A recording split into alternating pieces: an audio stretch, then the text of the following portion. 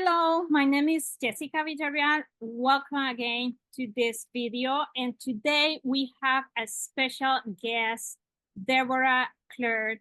Deborah is an extensive background, local government, politics, and entrepreneur.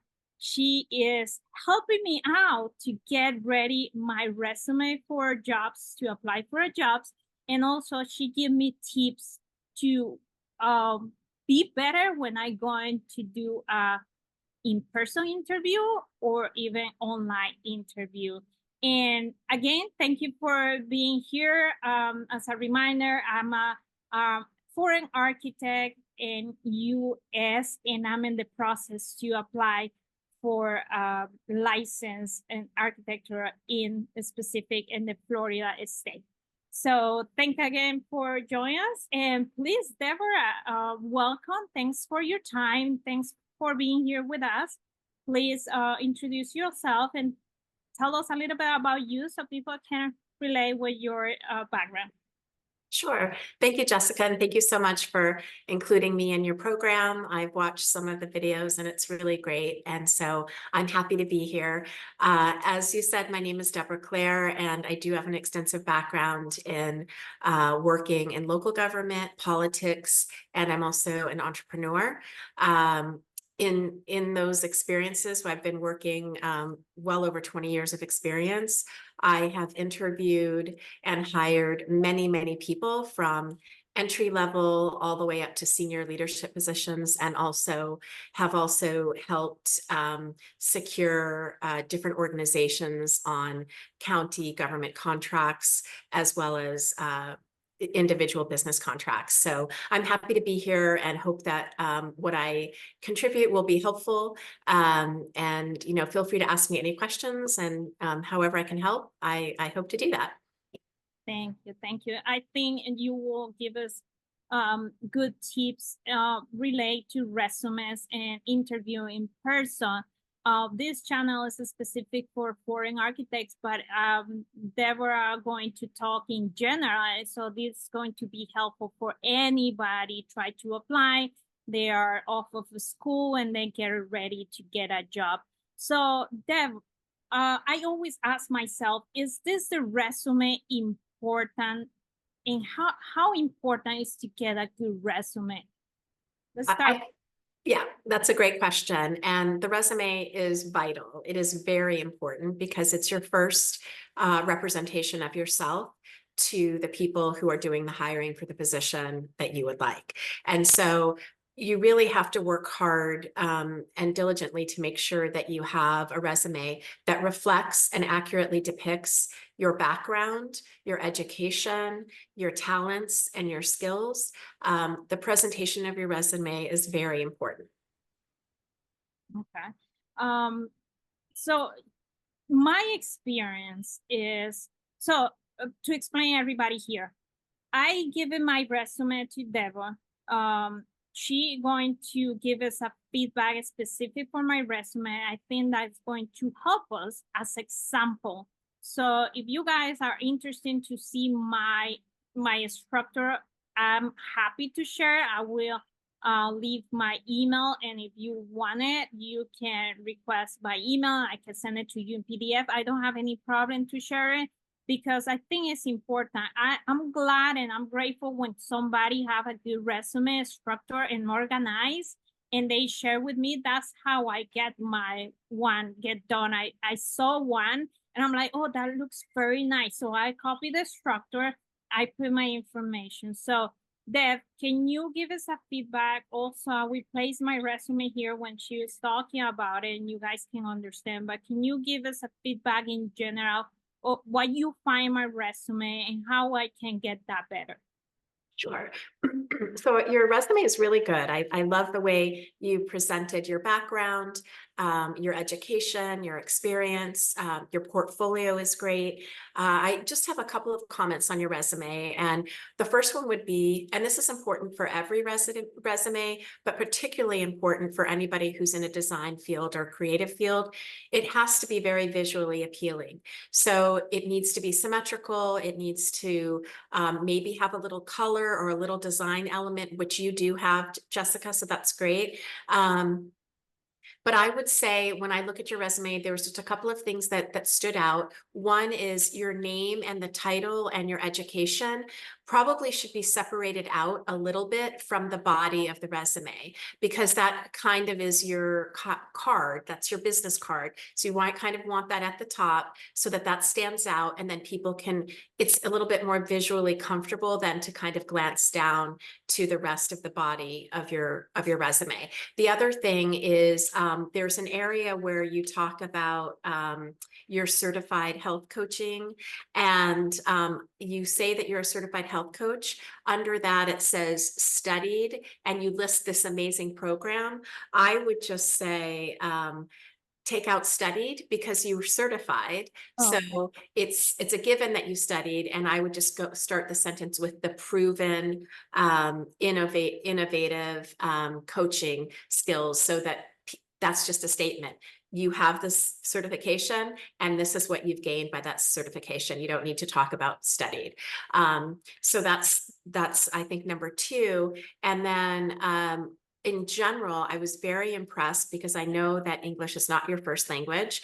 And so I was very impressed with the grammar and the way that you have written your resume. And so I didn't find anything that was glaring that came out, but I would just advise in general for anybody who's not a native English speaker to make sure that the resume is checked for proper English grammar, and that the sentences make sense, and that, you know, there's no misspelled words. That's very easy to do when you're a non-native speaker. It's very easy to do when you're a native speaker. So it's always good to have someone check and maybe triple check your resume to make sure that it looks proper. perfect. Do you have any where we can find people to do that for us? Yeah, that's a great question. So LinkedIn is a great resource. There's a lot of professional development individuals and organizations that are on LinkedIn. You can do a search for a resume builder or an editor, a resume editor, and you should be able to find someone that can help you. Happy to also provide my email if someone would like to contact me. I can surely see how I might be able to help either myself or to connect you to someone as well. Perfect. Awesome. Yeah, I'm going to put in the description box for everybody your email so they can contact. Oh, great, perfect. Thank you for letting me know. I didn't I was not noticed about that study, and I have the certification already, so it doesn't make sense. But thank you for that feedback, and thank you for the feeling you have when you open my resume. Like you say, it's very important to have somebody like pay attention and reading, like it's organized, it's good structure. So again, I will share with everybody my resume so they can copy some of the structure. So let's talk about, so that's the resume. And again, Deborah are going to be available to, if you guys have a resume already, maybe you can talk with her and she can give a feedback on the resume. Let's talk about interviews in person. So we are now doing in person and doing in online. So is there a difference? What is the three tips you give us today to get interview in person well done? Like the people understand each other, what things we need to do, can we move the hands, how we can dress up, all the good things that you can share with us. Yeah, no, those are very important points that you bring up. And I think when talking about an in-person interview or any interview, you have to remember and be confident that the reason you have the interview is because your resume gave them the information that they were seeking. It means that you do have the background and you do have the education and you do have the skills they're looking for. So really, when you think about an interview, you want to think about this as really thinking about how you can best present yourself and your personality, because the interview, really, organizations and leaders want to see how you would fit in to their team. So think about the interview as you getting to know someone and them getting to know you. You want to be confident. You want to dress professionally and cleanly. You want to look your best, firm handshake, eye contact, high energy, smile. You know, it's anything that you would do to be as friendly and warm and confident as possible is always going to help with your presentation during your interview. So another thing I would say, and this can be in person or on over virtual, is that sometimes if you get a question that you don't know the answer to, I think it's important to realize that you're human, and then that's okay. There are some questions that you may not be able to answer. You do not have to say you're sorry, and you do not have to apologize. But what you can do in a confident manner is just say, I actually don't know the answer to that question. However, I will make sure to get an answer for you. And if you would like me to provide it to you at a later time, I can do that, or in the next interview. So you just want to handle it in a confident way that says you're going to take care of it. And this is a way that kind of shows an aspect of your personality as well. So again, I would say the top 3 things: be punctual, both virtually and in person. If you're in person, very firm handshake, friendly, presentable, you know, really try to share whatever you think are your best traits, try to show them in the interview. All right. So, what is the tip for someone? You talk about energy, good attitude and be confident. Not all of us have those, you know. I Um, know. so to be honest, I think I do. I always try to have energy no matter what I'm doing, where I'm going. I have energy all the time. This is me, but it's my thing forever.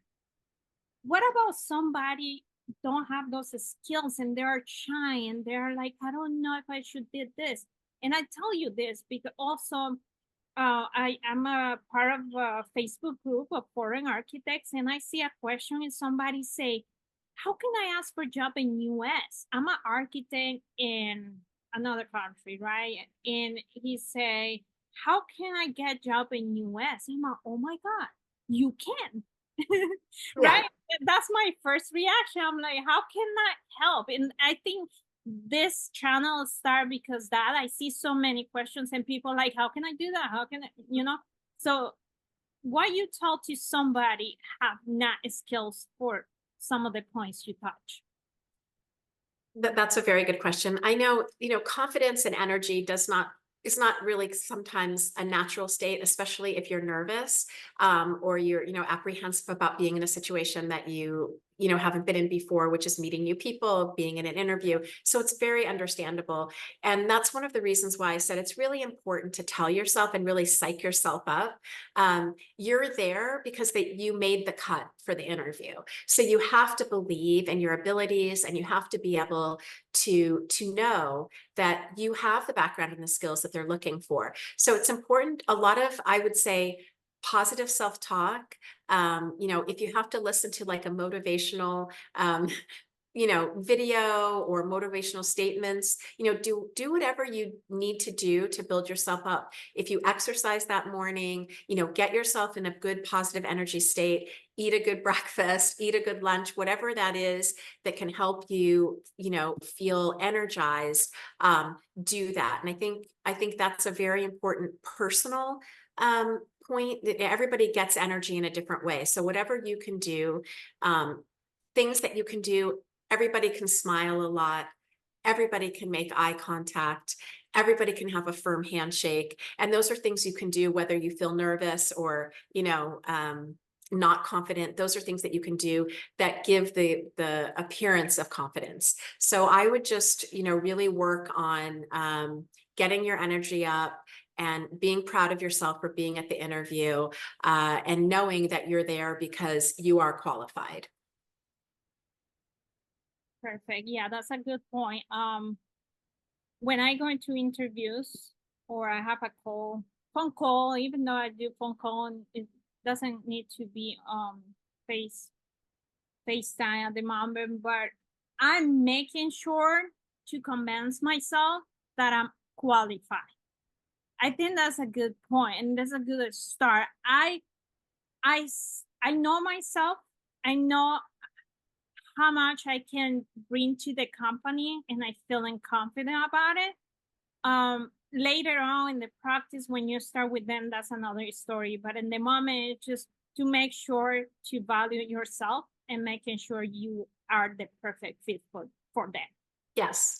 And sometimes I think even telling yourself, like, you're interviewing them also, because you want to make sure you land in a place that you feel comfortable in. So it's not so much about them liking you, but do you like them? And so I think those are things that you can tell yourself. I did want to go back to the virtual interview and just say, one of the things that I've noticed when doing virtual interviews is that a lot of times people don't understand that being professional also extends to the way they present themselves on video. So you still want to dress nicely and professionally on video.